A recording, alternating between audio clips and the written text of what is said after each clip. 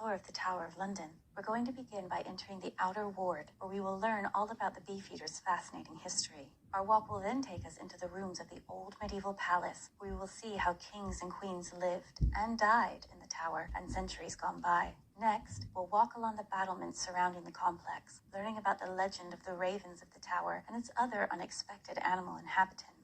Then, we'll come down to the Inner Ward to see the burial place of 2 saints, 3 queens, and 1 rebellious nephew before exploring the incredible crown jewels.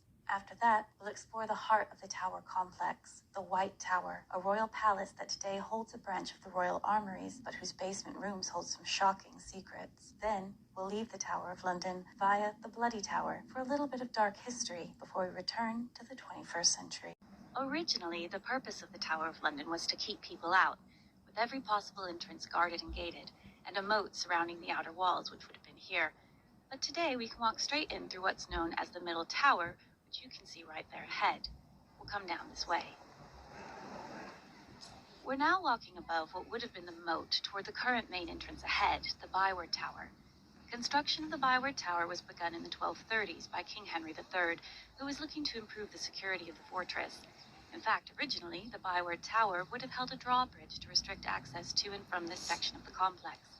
Today, it houses the Yeoman Warders' headquarters and restrooms, and serves as the home of the Deputy Governor of the Tower. You'll notice as we go inside that the Tower of London is not just one tower. It's an entire complex of towers, turrets, walls, and buildings that have all been constructed over the last 1,000 years. The first structure built here, the White Tower, was begun in the 1070s by William the Conqueror. Since then, the tower complex has grown and evolved into what we see today. This makes it almost impossible to see everything, but I'm going to squeeze in as much for you as I can. And the first place we're going to visit today is part of what used to be the Royal Mint. In fact, this part of the tower we're walking along is still called Mint Street, tucked right in between the inner and outer walls. The Royal Mint was founded in 866, and beginning in 1279 until 1810, it was located right here inside the Tower of London. Historically, coin making was a dangerous business. The mint was full of hot furnaces, it would have been extremely noisy, and it would have been full of dangerous chemicals. Before mechanization, the process of coin making was done entirely by hand, and very few who worked here would have finished their careers with all 10 fingers. Luckily, by the 1600s, screw-operated presses like these had become. The decision was made to purpose-build space elsewhere for the mint, and it moved out in 1810. Today, all that remains are the few rooms we've just explored and these props outside. Up here you get the back view of the Byward Tower, where we entered, and just up ahead against the wall there, you see there's a box. That is the box where the Beefeaters stand when giving their tours. And speaking of Beefeaters, I think I see one just up ahead on our right. Now, although you and I call them Beefeaters, their actual titles are Yeoman Warders of Her Majesty's Royal Palace and Fortress, the Tower of London, members of the Sovereign's Bodyguard of the Yeoman Guard Extraordinary. Yes, really. The name Beefeater has an unclear origin, but has been in usage since at least the 17th century. The Beefeaters themselves go with the likely theory that at one point, the yeoman warders at the tower were lucky enough to be given daily rations of beef at a time when many people wouldn't be able to afford such luxury. Thus, perhaps derisively, the public began referring to the warders as Beefeaters, a nickname that has lasted over 500 years. To use the tower as an official primary residence, but when he moved out, he insisted that the tower should still be considered an official royal palace, and to enforce this, he left a token garrison of yeoman warders behind, and thus began centuries of the yeoman warders of the tower working and living on this site. Since the Victorian era, the role of the Beefeaters has been more front of house rather than guarding prisoners or protecting crown jewels. A lot of their time is spent greeting and guiding. Today, one of the criteria to becoming a Beefeater is to be suited to dealing with the public on a day-to-day basis, but there are far more stringent criteria than that. All yeoman warders are retired members of the armed forces. They must have been a former warrant officer, class 1st or 2nd, or equivalent rank in other services. They must have earned the Long Service and Good Conduct Medal, and they must have served a minimum of 22 years in the regular armed services. No easy feat. In addition to their roles as the face of the Tower of London, as greeters and guides, the Beefeaters also complete ceremonial duties throughout the year that have changed little throughout the centuries. They look after the safety of guests while they're at the tower and work to protect the tower complex. Many of them take part in the official nightly locking of the complex known as the Ceremony of the Keys, and a perk of their job is that they actually live on site here with their families in apartments arranged throughout the complex, which means it's a pretty easy commute to work. Original medieval palace, but before we go inside, I want to show you something else. Traitor's Gate. This is the infamous Traitor's Gate, the last stop for many of those poor souls who were to be prisoners inside the tower. The gate was constructed by Edward I in 1275 to provide direct access from the river to the king's palace inside the tower. It would later increasingly be used for prisoners of the crown who would be taken from the city to the tower for their imprisonment or execution, giving the gate its name.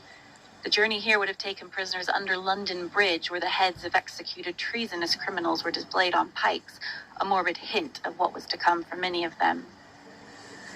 There is a glimpse of the Bloody Tower that we're going to explore later, and other views of the Queen's house there on your right, but now we're going to go explore part of the original medieval palace. We're going to head up these stairs on our left into St. Thomas's Tower, the building on top of Traitor's Gate. This tower was built by King Edward I, and the adjoining Wakefield Tower, which we'll also explore, was built by his father, King Henry III, both of which were part of a huge palace complex that stood within these walls in the medieval era. Henry in particular is responsible for a lot of what we will see at the tower today. The curtain wall that we'll be walking along is one good example. I do want to make a note that inside we're going to see some recreations of what the palace rooms looked like. So these won't be actual original furnishings, but they will be completely historically accurate. As we come in, this map is a nice little overview to show you just where we are, right above Traitor's Gate, just on the edge of the water, and you can see the red line details the next few rooms are going to walk through. Now we enter what records described as a hall with a chamber. You can see the original stone here, but not the original roof, and we can actually go inside the chamber that those records describe. Straight through here, look at this beautiful stonework. Absolutely stunning, and the ceiling. Gorgeous. Now we come back out to where the king would dine and entertain his guests, and this is really special. The remains of the original 13th century fireplace. Can you imagine this hall lined with tapestries, the fire blazing, the wine flowing, and the music playing? I wouldn't mind going to that party.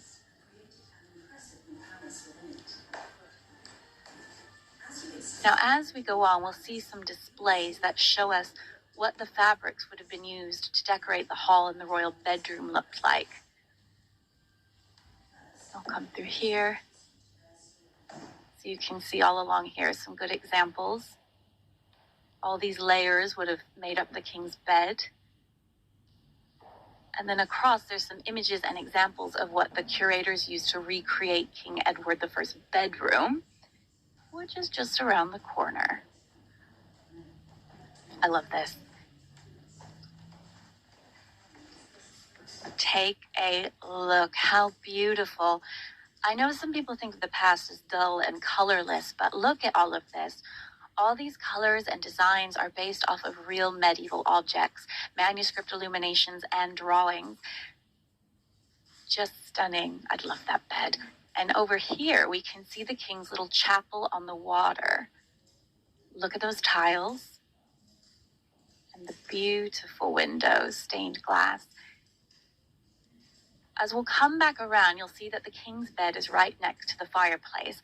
And this fireplace is what the one in the hall would have looked like at the time. Note also, the furniture here was built to come apart easily, as the king and his court moved around so frequently. In fact, during his 35-year reign, Edward I only stayed here for a total of 53 days.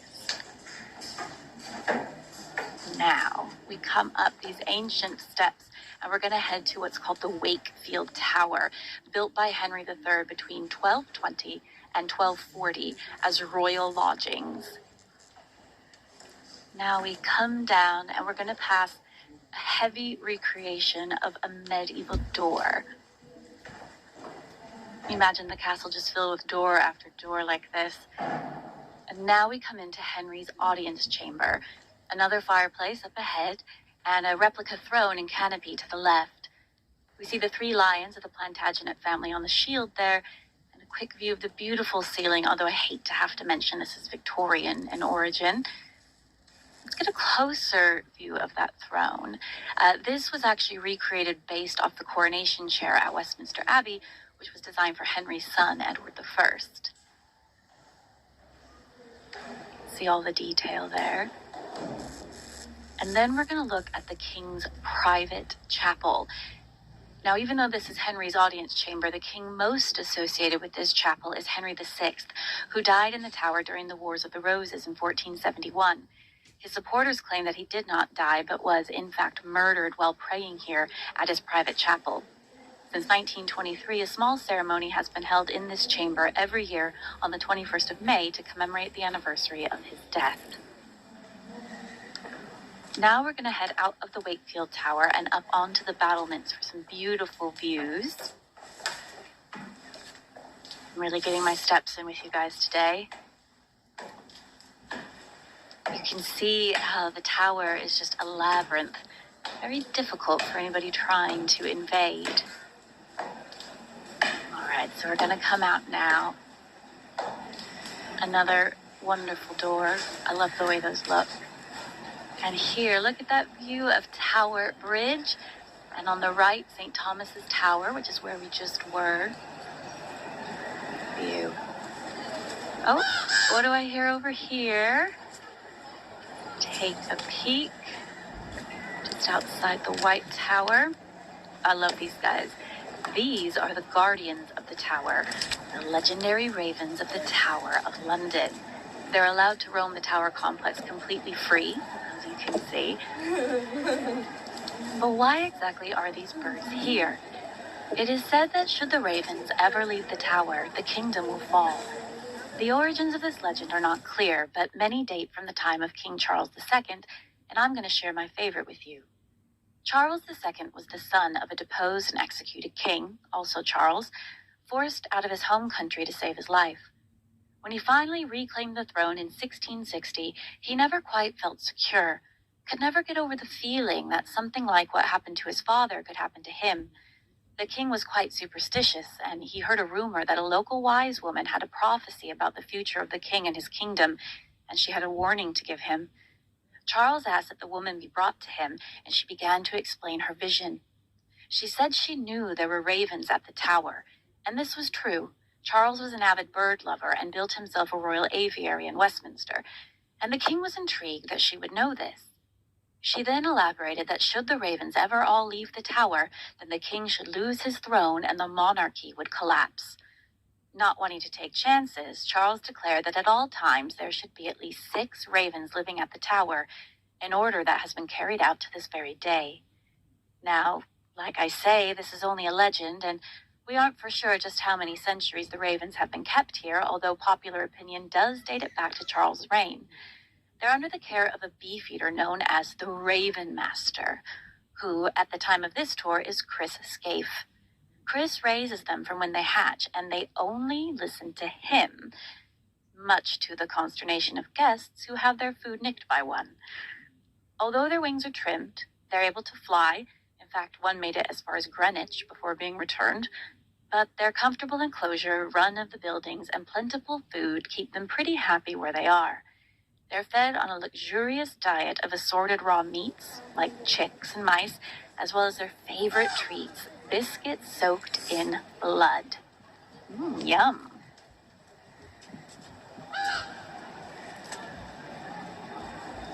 So we're going to continue along the battlements. But I want to give a view here because one of the things I love most about London is the old and new together. So look at this. If I come around, we've got the Norman White Tower, 11th century, and then the modern city in the background. What a view.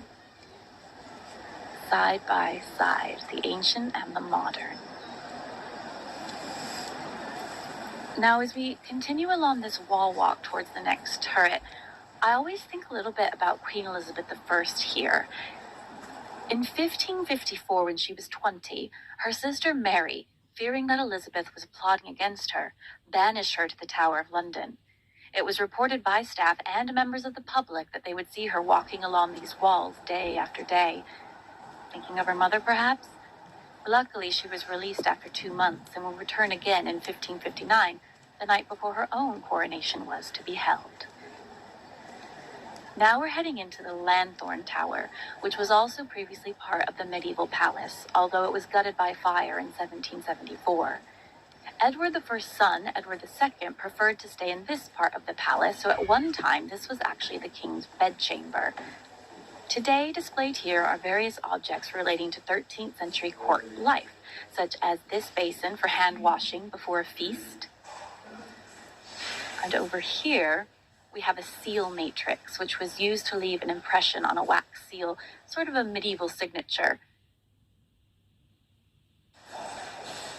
As we come along, you're going to be able to see just how modern this building is inside today. The turret itself having been rebuilt in the 1800s. You can see the big Victorian windows, but the history is still here. Like with this silver gilt chalice dating from the year 1200.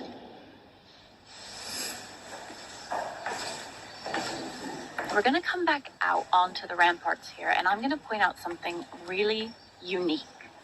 I told you already about the beefeaters, and that they not only work here, but live here as well. And it wouldn't be fair to make somebody live and work in a place without a pub, would it? Of course not. So let's take a peek over this wall into an area where the public aren't allowed to go. And what do we have? The Keys, a secret London pub open only to the yeoman warders and their guests. It's 150 years old, serves unique brews and loads of Beefeater gin, of course.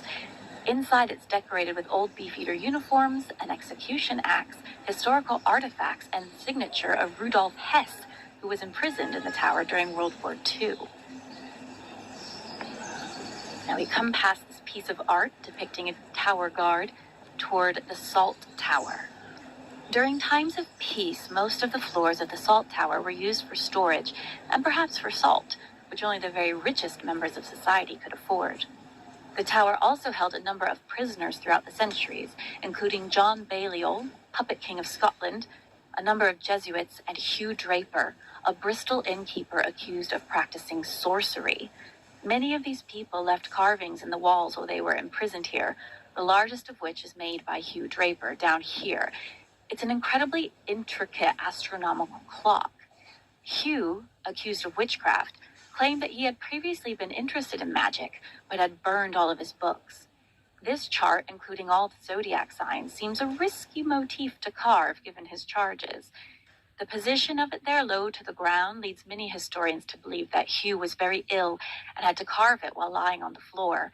And what happened to him after his stint in the tower? We have no idea. His eventual fate is still a mystery to this day. We're going to come back outside now. You can see the stairs continue on. Back onto the wall walk, and you'll see there's a brick building to the left. Here we go. There on the left, this is the New Armories, a cafe for visitors to the tower, but originally constructed in 1663, it was purpose-built as a structure to test and produce armaments and munitions, although later it was used for storage. Our next stop is going to be Broad Arrow Tower up ahead, but just to our right you get a really unique view of Tower Bridge. Here you can see its northern end, coming right into the great warehouses of St. Catherine's Docks. All right, here we head into Broad Arrow Tower, completed in the year 1240, and originally used to store royal supplies and was otherwise known as the wardrobe. During its history, it was also used as a guard tower, and today it's set up similarly, displaying some of the objects that would have been found here throughout the tower's history, such as different types of weaponry. And that is not a medieval fire extinguisher, just to be clear. And over here, some examples of soldiers' helmets. This one is a small tower, so again, we'll come back outside. And this part of the battlements depict how the tower may have appeared during a siege. In fact, the Tower of London was under siege once on the 2nd of June, 1460, when 2,000 Yorkist rebels fighting to depose the Lancastrian king Henry VI stormed the fortress. The Lancastrian response, led by Lord Scales, turned disastrous after he indiscriminately opened fire on the streets surrounding the tower, demolishing people's homes. These angry citizens eagerly joined with the Yorkists to attempt to breach the tower. On the 10th of July, word reached the nobles in the tower that King Henry VI had been taken prisoner by Yorkist forces, and out of food with no hope of reinforcements, on the 19th of July, Lord Scales opened the gates to the Yorkist forces, who immediately seized power over the country and murdered Scales in their wake. This little tower, the Constable Tower, has a small exhibition relaying the story of the peasants' revolt, the only time in the Tower of London was successfully breached. In June 1381, the revolt began in response to a third new tax in 4 years, and a tax that was levied regardless of individual wealth. The rebellion quickly gathered momentum in the southeast, and eventually around 10,000 people marched on London. The young king and his mother fled to the safety of the tower. He could defuse the situation and rode out to meet the rebels. Intending to return quickly, the tower's portcullises were not dropped behind him, enabling a troop of 400 rebels to walk right in. The tower was ransacked, members of the royal family were harassed, and the Archbishop of Canterbury was murdered. Richard did bring the mob to heel, but eventually found himself prisoner in his own tower after being deposed by his cousin, Henry IV. We have a quick detour here because the Martin Tower, just up there on the right, is closed.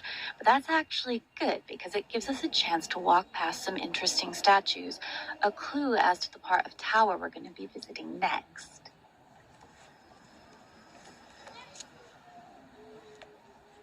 So just up here, we've got a nice view of some baboons.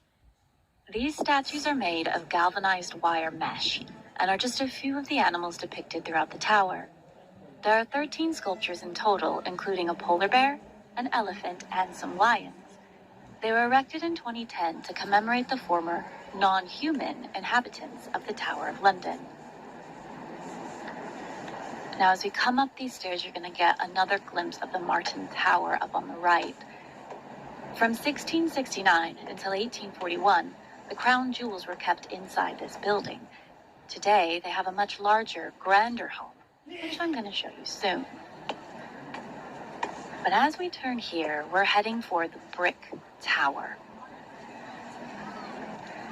Oh, but you can see just down to the right of us, more Beef Eater residences in the outer ward. That's cool, right? Now, historically, the Brick Tower is of little note, but today it commemorates the tower's history as a royal menagerie, where royal animals were kept from the 1200s all the way up until 18. What do you gift a person who has everything? Exotic animals, of course. In centuries gone by, it was commonplace for leaders of nations to gift each other native animals in a weird kind of zoological diplomacy. The first animals on record at the tower belonged to King Henry III, who was gifted 3 leopards, or maybe they were lions, in 1235 by the Holy Roman Emperor Frederick II. Henry enjoyed this gift so much, he was determined to create his own zoo. Henry later received a polar bear from King Haakon IV of Norway, and he would put the bear on a leash to allow him to go fishing in the River Thames. In fact, Londoners would come out specifically to watch the king's polar bear swimming around in the river hunting for his lunch. In 1255, an African elephant joined the collection, a gift from King Louis IX of France. By the 16th century, the Tower Menagerie was open to the public, but safety precautions didn't necessarily exist. A young boy had his leg, quote, torn in a dangerous manner by a monkey, and the leopards became known for swiping people's belongings and ripping them into shreds. A young woman lost her arm and then her life to a lion, and it's known that more than one member of staff were fatally wounded whilst working in the menagerie. In a sad state of affairs, the animals kept at the tower were often pitted against each other in a popular form of public entertainment. It's also worth noting that nobody looking after these animals really knew what they were doing. Many of them are noted to have been given copious amounts of wine or beer, and a strange belief that ostriches could eat anything led to the ones kept here being fed iron and metals, which led to the death of at least 3 of them. By 1822, a professional zoologist was appointed keeper of the menagerie, and conditions in life expectancy for the animals here changed drastically. By 1828, there were over 300 animals kept here from over 60 species, and they were being kept in far better conditions than their predecessors, although it still wasn't great. But the expense of keeping the creatures and the routine accidental maimings or escape attempts by the animals began to outweigh the fun or gravitas of their existence at the tower. The biting of a guard by a monkey in 1835 seemed to be the final straw, and the menagerie was disbanded. The animals were given over to zoos throughout the country, and 150 of them moved to Regent's Park, the beginning of today's London Zoo. All right. The next tower we're going to visit is the Bowyer Tower. But first, when we come out, we've got another good view of the city. Again, that mix of old and new, and also you get a glimpse of the gherkin, or pickle, also sometimes called the bullet, famous shaped skyscraper there. The inside of the next tower is taken up with a multimedia exhibition about the Duke of Wellington that isn't possible to film, so I'm going to give you a small history.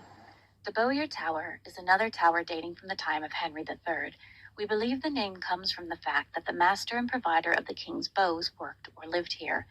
And the Bowyer Tower also sits at the heart of a popular historical legend stating in 1478, George, Duke of Clarence, brother of Kings Edward IV and Richard III, was murdered in the Bowyer Tower by drowning in a vat of Malmsey wine. There's no real evidence for this, but Shakespeare commemorated the event in his play, Richard III. The Bowyer Tower was also the scene of the worst fire the Tower of London ever experienced. On the 30th of October, 1841, the overheating of a flue in the Bowyer Tower caused a fire that spread along this part of the complex. The Bowyer Tower and the Brick Tower were completely destroyed, and the White Tower and Chapel of St. Peter ad Vincula were both damaged. At the time of the fire, the constable of the tower was the Duke of Wellington, Commander-in-Chief of the British Army and future Prime Minister. The great war hero left his mark on the tower and led a campaign to rebuild parts of the complex in the popular Victorian neo-Gothic style. He is responsible for the creation of the Waterloo Barracks, which housed over 1,000 men inside the tower, and today plays hosts to the Crown Jewels. He also converted the Bowyer Tower into a meat and bread store for the soldiers living in the barracks. You can see those Waterloo Barracks just here on the left. Now we're headed into the Flint Tower, which currently hosts an exhibition featuring the tower during the time of the First World War.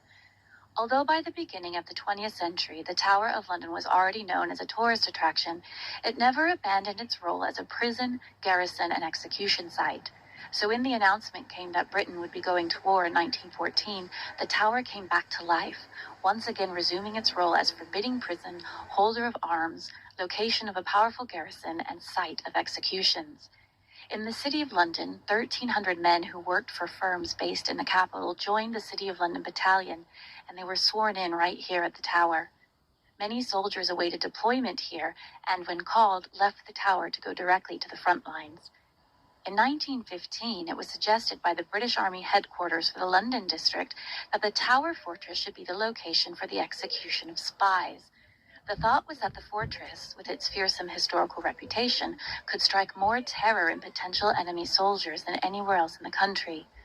The Tower Constable agreed, and by 1916, 11 spies were executed by firing squad within the walls of the tower. Most were executed in the miniature firing range that had been erected here, although 2 were simply shot in a tower ditch. These executions were the first the tower had seen in over 170 years, and more people would be killed within the walls of the tower during the First World War than were during the Tudor period. After the war, the tower resumed life as a tourist attraction. At the time, few realized that this would be merely a 19-year gap before the tower would again rise to the occasion of the country's return to war. To the left here, you can see our next stop, the Chapel of St. Peter ad Vincula, and ahead of us here is the Devereux Tower, named after Robert Devereux, a fallen favorite of Queen Elizabeth I, who has the dubious honor of being the last person beheaded on Tower Green.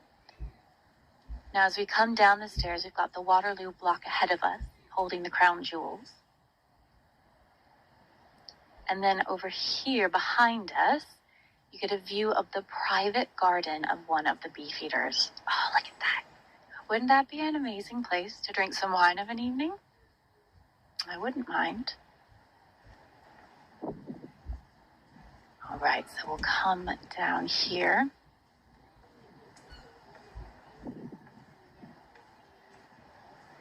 And you'll see up ahead of us Tower Green, where we're going to be going in a few minutes. But first, the chapel on our right. The official name of this chapel is the Chapel Royal of St. Peter ad Vincula. Chapel Royal means it serves the spiritual needs of the reigning sovereign, and ad Vincula means in chains. So you can see it as the Queen's Chapel of St. Peter in chains. The foundation date of the chapel is unknown, as it's been destroyed, rebuilt, and relocated several times. In fact, some historians think this chapel predates the tower itself. Certainly, when clear records begin in the early 13th century, the chapel was outside the original tower walls and was a local parish church. But by 1241, Henry III's updated tower wall surrounded the chapel, making it part of the tower complex. The current structure dates from 1520 and was rebuilt after a fire had destroyed the previous chapel.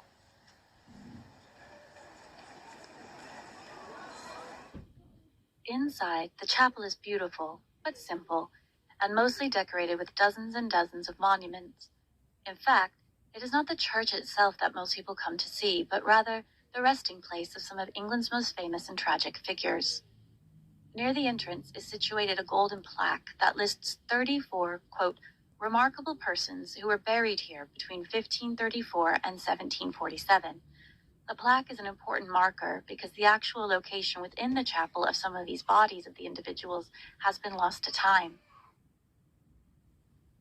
Near the top of the list are the most famous victims of Henry VIII, one of whom was St. John Fisher, Bishop of Rochester.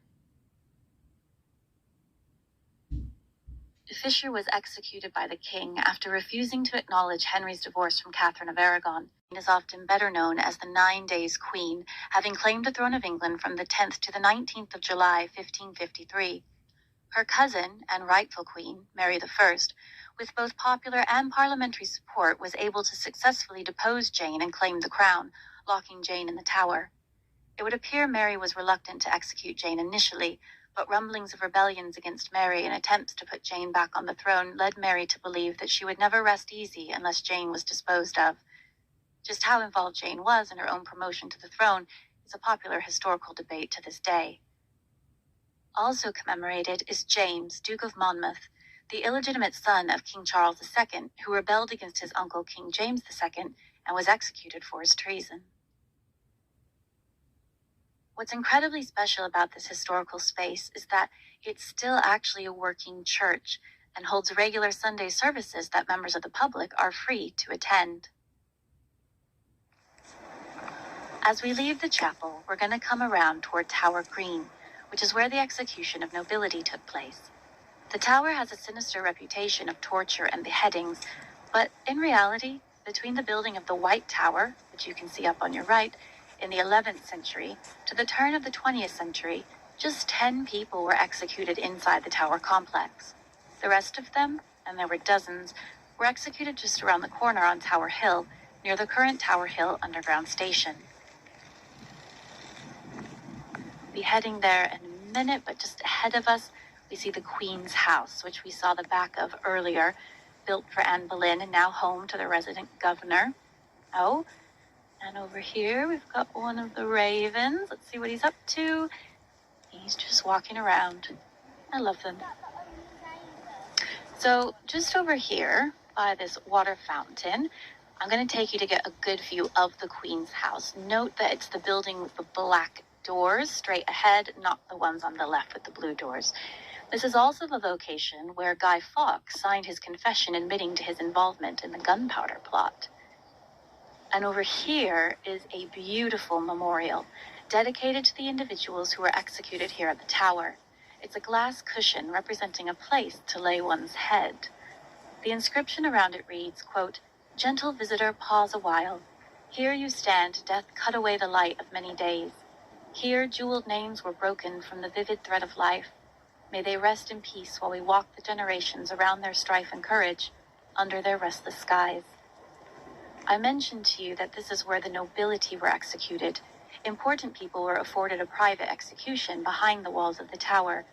Everybody else faced the humiliation of a public execution outside the walls, watched by thousands. the final resting place of many of them, at the chapel where we just were.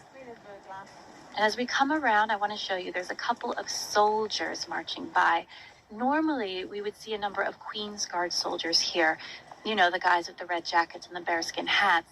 But occasionally, other members of the military take over the guarding role inside the tower. And here we'll get another beautiful view of the Queen's house.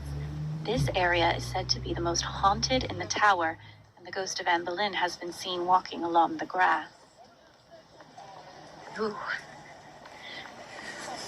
So we've got a couple more Beef Eater lodgings up ahead on the left with the blue doors. And we're going to come around for a view of the Beauchamp, or Beauchamp Tower, depending on how you want to say it, which is sadly closed to us today. The tower was named after Thomas Beauchamp, the Earl of Warwick, who was imprisoned in this tower in 1397. A number of high-born prisoners were kept in this tower throughout the centuries, and the walls are marked with their carvings and graffiti, some of which are quite elaborate. Notably, the name Jane is present, and it's believed that this was carved by her doomed husband, Lord Guildford Dudley. Thus is the White Tower, the original Tower of London, built here by William the Conqueror in the 1080s. The White Tower is actually thought to be the most complete 11th century palace in all of Europe. It was multi-purpose, being both the strongest point of the tower militarily, but also providing accommodation for the king and his family. But before I take you inside there, we've got to see what's in here. This is the front of the Waterloo Barracks, today referred to as Waterloo Block, built by order of the Duke of Wellington. This is the largest single building to ever stand inside the Tower of London complex. Originally housing hundreds of soldiers, today it's an administrative building and holds many of the offices for Tower staff. You'll notice outside a number of soldiers. Again, normally we would see Queen's Guards, but today these guys are different. And you can see there's a number of cannons stationed outside, all previously used on British military campaigns. But what brings most people to this part of the tower is not the military history, but what lies inside, the Jewel House, home of the crown jewels of the United Kingdom. You can see the silver barriers up ahead, which are used for crowd control in the summer. The majority of the crown jewels have been kept within various locations inside the Tower of London since 1303, and were moved here to the Waterloo Block in 1994. For security reasons, video and photography is absolutely forbidden inside the building. The crown jewels are the collection of the royal ceremonial objects that are worn and used by British kings and queens during their coronations. The British crown jewels are the only working set in Europe, and it is believed that this collection is the most historically complete out of any regalia in the world. The entire collection is made up of 142 objects containing 23,578 stones, and were last used during the coronation of Queen Elizabeth II in 1952. One notable piece is the imperial state crown, worn during the monarch's exit from the coronation, as well as the state openings of Parliament. Among its nearly 3,000 stones are the Black Prince's ruby, a 170-carat red spinel given to King Edward III's eldest son in 1367, and 3 pearls said to have belonged to Queen Elizabeth I. Shockingly, it was dropped by the Duke of Argyll during Queen Victoria's coronation, and she described it as, quote, squashed like a pudding. The collection also holds some of the largest and most famous diamonds on Earth, such as the Koh-i-Noor, weighing in at over 105 carats. The diamond, mined in India, was given to Queen Victoria as a spoil of war in 1849, and she first wore it as a brooch. Her daughter-in-law, Queen Alexandra, would wear it in a crown for the first time at her coronation, as did her daughter-in-law, Queen Mary of Teck, with a new design that you can see here, my personal favorite. Mary's daughter-in-law, Queen Elizabeth, the Queen Mother, would also wear it in her own crown. In fact, it was that crown that sat on top of her coffin during her funeral in 2002, and it has not been worn since. Also in the collection are the 9 major stones that were cut from the Cullinan diamond, the largest gem-quality diamond ever found, weighing in at a whopping 3,106.75 carats. The largest of the diamonds made from the original stone is known as Cullinan I, and it sits atop the sovereign scepter with cross. The tradition of a monarch holding a scepter at their coronation dates back centuries. It's representative of a shepherd's staff, meant to remind the sovereign of their temporal power as head of state. That scepter, along with one topped by a dove, which represents the monarch's spiritual role, are handed to the sovereign during their coronation, along with a golden orb representing Christian sovereignty over the world. During this time, the monarch is officially crowned using St. Edward's crown, which weighs in at 2.2 kilograms or nearly 9 pounds. The oldest item in the collection is the coronation spoon, dating from the late 12th century, and was most likely made for King Henry II or Richard I. Silver gilt and set with 4 pearls, it's used to anoint the new sovereign with holy oil, confirming them as the supreme governor of the Church of England.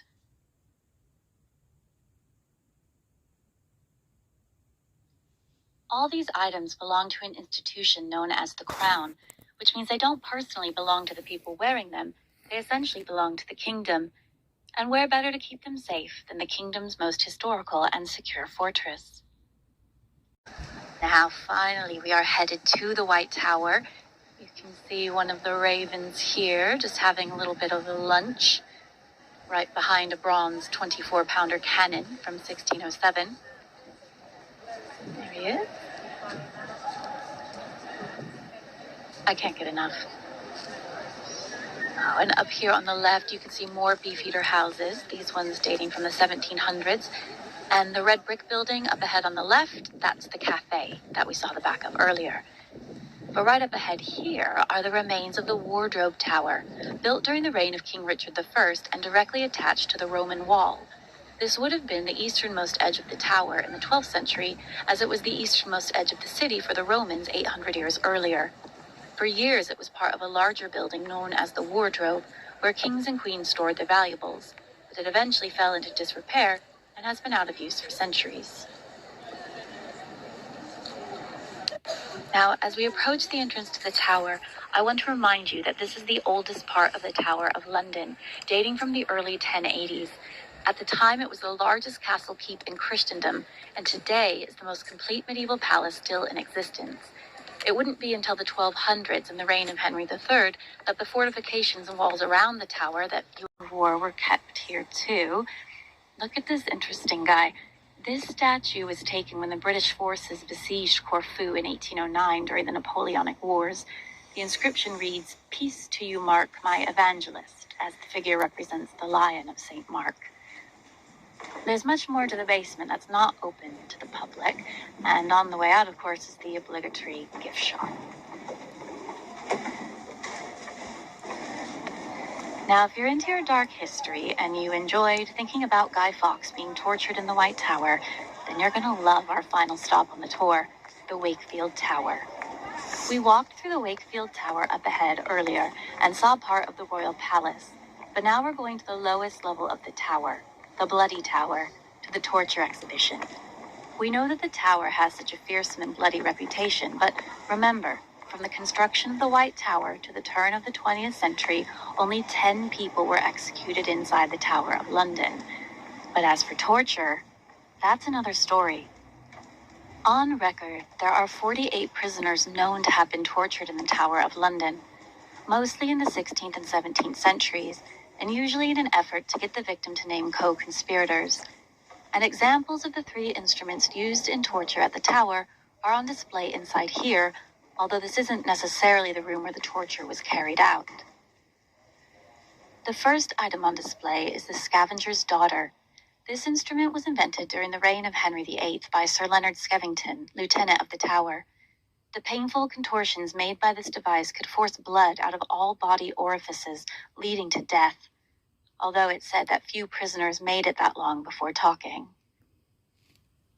Now, in direct juxtaposition to the Scavenger's Daughter, compressing a body as tight as possible, comes the rack, doing the exact opposite. With ankles fastened to one end and wrists to another, the rack would pull people in 2 directions until their joints dislocated and separated. Occasionally, 2 prisoners would be brought to the rack, one to be tortured and one to watch. It was said that the loud sounds of a person's body breaking was often enough to elicit a confession from the spectator, but only sometimes. The only woman known to have been tortured at the tower, Anne Askew, an Anabaptist, was arrested for heresy in 1545. She was racked 3 times to the point where her shoulders, hips, elbows, and knees were all dislocated. Because of the injury she received, she was carried to her own execution, where she was to be burned at the stake in front of a crowd of spectators. But through it all, Anne never named another Anabaptist. And lastly, over here, the manacles. Very simple and very effective, and at one time the most commonly used form of torture in Britain. The manacles were used to suspend a victim off the ground, with all their weight being borne by their hands and wrists. Prisoners could hang upwards of 6 hours before being let down, and oftentimes weights would be attached to their feet to increase the pain they felt. The manacles could, and did, often leave prisoners without the ability to use their hands. And on that note, we're finally ready to say goodbye to the Tower of London. Luckily for us, we are leaving happily and with our heads still attached. Of course, the tower has nearly 1,000 years worth of history inside, and I did try my best to give you as much as possible, but if you want more or have any questions, make sure to like and leave a comment and let me know. Like and follow the Free Tours by Foot channel for more fabulous videos all about London and other locations in the